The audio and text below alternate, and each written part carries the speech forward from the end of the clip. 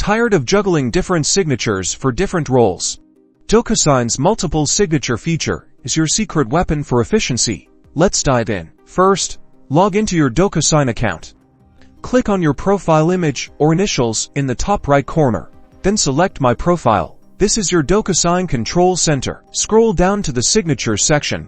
Here's where the magic happens. Notice the Add Signature button. Click it. This is how you create your additional signature. A window will pop up, giving you options. You can draw your signature using your mouse, upload an image of your handwritten signature, or choose from Docusign's pre-designed styles.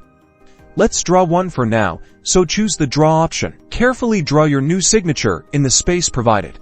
When you're happy with it, click Adopt and Sign.